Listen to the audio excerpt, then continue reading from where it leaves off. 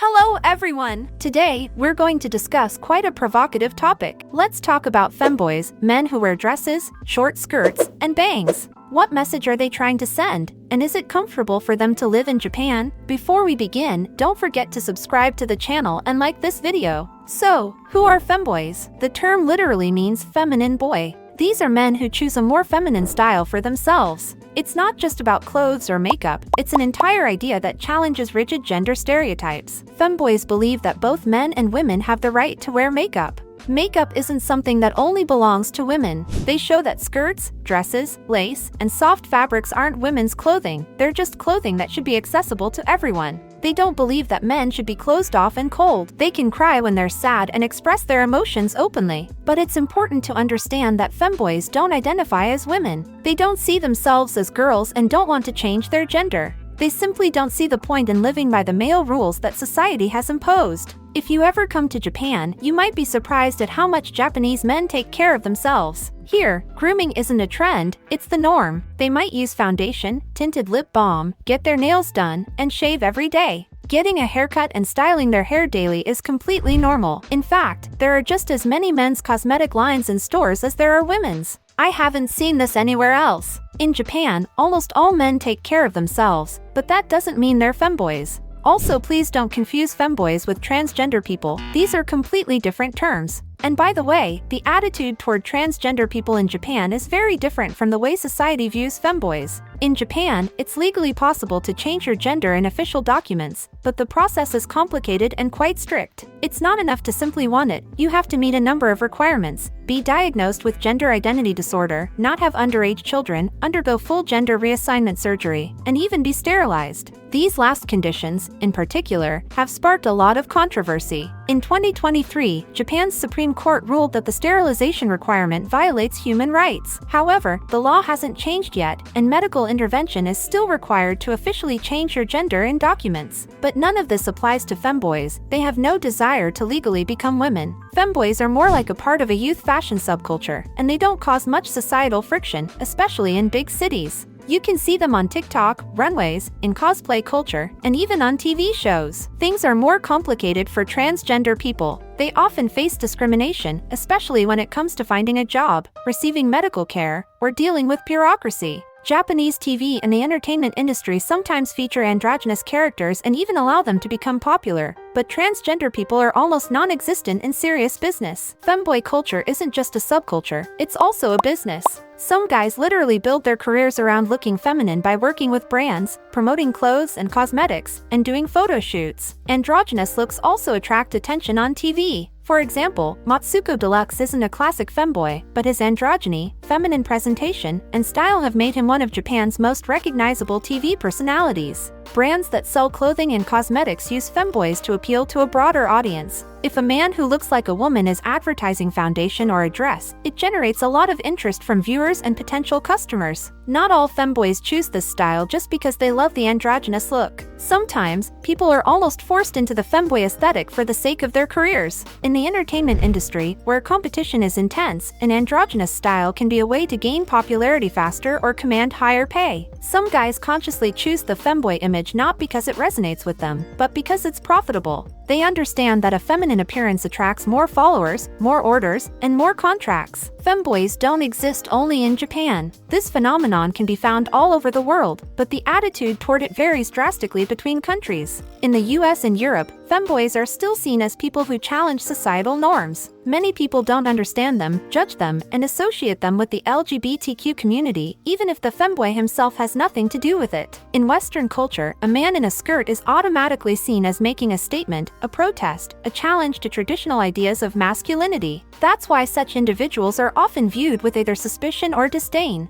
In Japan, male femininity has never been considered shocking or strange. Dressing in women's clothing here doesn't necessarily imply homosexuality or transgender identity. It can simply be fashion, cosplay, art, or even part of one's profession. In Japan, there's no clear division between men's and women's styles. For example, androgynous looks are considered beautiful in fashion. In show business and even in everyday life, cute, delicate-looking boys are often more popular than rugged, masculine men. In cosplay, guys often transform into female characters, and no one is surprised by it. One of the most famous Japanese artists who perfectly combines elegance and masculinity is Gact. He doesn't identify as a femboy, but his appearance has always been androgynous: long hair, well-groomed skin, expressive makeup. His image has attracted attention since the very beginning of his career. Another vivid example is the band Malice Miser. All its members always perform in very extravagant outfits. One member in particular, Mana, stands out and is especially loved. He consistently appears in feminine outfits resembling Baroque-era dresses, with dramatic makeup and elaborate hairstyles. Mana is known for never speaking in public. He either writes his responses or lets others speak for him, which only adds to his mysterious image. His style helped shape an entire fashion trend related to Gothic Lolita and proved that men can wear feminine clothing if they want to.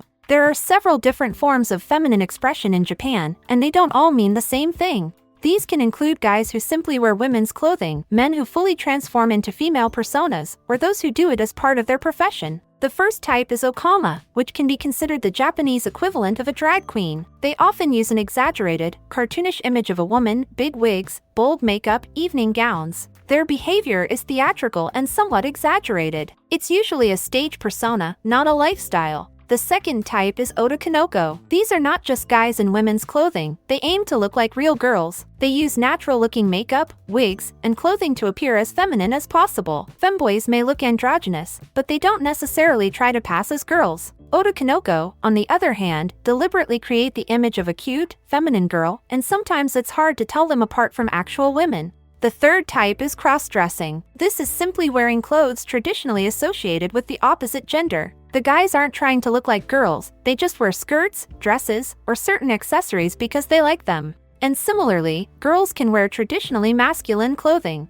The fourth type is new half, which is closer to transgender identity. These are individuals who have undergone a gender transition to become women, but the term is used only in Japan. In Japan, there are unique maid cafes where the staff aren't girls, but boys dressed in traditional maid costumes. These places are also known as otakanoko cafes. The boys working their present cute, feminine looks. They speak in soft voices, act sweet and gentle, play with guests, and draw hearts in the coffee, just like in regular maid cafes. Some of them transform so convincingly that it's hard to tell they're not actually girls. If you think feminine boys are just a trend of our time, think again. In Japan, this kind of expression has existed for hundreds of years. If we look back in history, in Japan it wasn't rugged samurai who were considered beautiful, but refined men. During the Heian period, Japanese aristocrats wore long robes with wide sleeves, powdered their faces, took care of their skin, wrote poetry, and valued sophistication. The ideal of beauty was someone who looked youthful, delicate, and graceful. Smooth, pale skin, long hair, and refined facial features were the standards of attractiveness. This love for androgyny, refined beauty, and youth has remained in Japanese culture for centuries. That's why feminine men in Japan don't cause rejection, they have always been part of the aesthetic. You could say that femboys have their roots as far back as the popular kabuki theaters of the 17th century.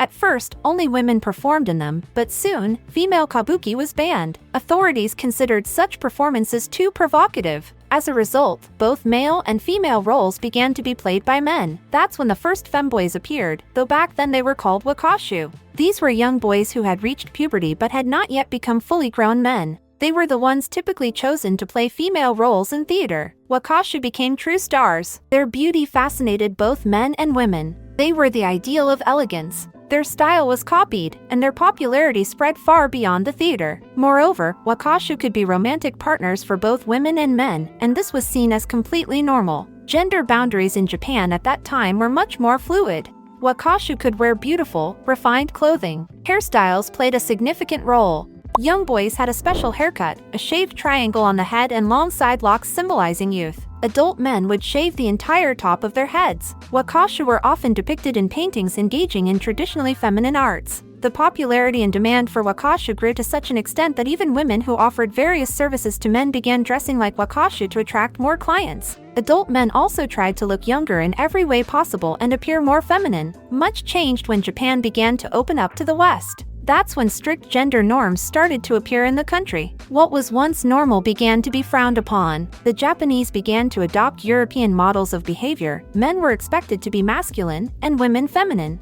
Still, as we've already seen, the past didn't disappear without a trace. In Japanese culture, the ideal of youth and delicacy has survived to this day. This can be seen not only in fashion and anime but in the general concept of beauty itself. And here we must mention terms like shotacon and lolicon. The first term refers to an attraction to the image of young boys in anime and manga. Lolicon is the same but in relation to young girls. In Japanese culture, this doesn't always carry a specific subtext. In most cases, it's simply a fondness for cute, fragile, innocent characters that evoke a feeling of endearment. You can see this in anime, where teenage characters are often drawn to look especially sweet and innocent. But sometimes it does carry an erotic subtext, and that's when it becomes disturbing. For example, the anime Boku no Pico is considered the first anime to explore the theme of shotacon. I haven't watched this anime, but I'll admit that seeing a few pictures on Google was enough to understand that I definitely don't want to watch it. At various festivals, you can see a huge number of cosplayers, femboys, and otakonoko. Some of them look so convincing that it's hard to believe you're not looking at a girl. But of course, there are also cases where the look, to put it mildly, seems a bit awkward. That's why there are now even guides that help men create a refined, soft appearance. These guides explain how to take proper care of yourself so that the look appears natural, not cartoonish. They offer advice on hair removal, covering everything from razors to laser treatments, and how to care for your skin to make it smooth. It also explains in detail which hairstyles suit an androgynous look, how to choose clothes and accessories correctly to appear stylish and aesthetic, the basics of makeup, how not to overdo it, and so on. As we've found out, femboys are not a recent phenomenon. In the past, they were aristocrats and kabuki actors, while today they are idols, models, cosplayers, and hosts. But unlike in the past, when such looks were part of traditional culture, modern femboys represent conscious self-expression. Nowadays, no one forces men to look feminine. They do it by choice, in the pursuit of beauty, aesthetics, or simply for comfort. Of course, not all Japanese people feel the same way about femboys. Like in any other country, there are conservative individuals who prefer the traditional separation of gender roles. But overall, society is much more tolerant of feminine men than in most Western countries. At the same time, there is no aggression towards such people in Japan, because the country generally follows a culture of non-interference in other people's lives. No one will come up and express disapproval. At most, they'll judge silently. I'd really love to hear your thoughts in the comments on this topic. Please share your opinion. Do you support this or not? Do you think the perception of feminine boys will change in other countries the way it did in Japan? Thank you all so much for watching. Don't forget to subscribe, like, and see you in the next video. Bye bye!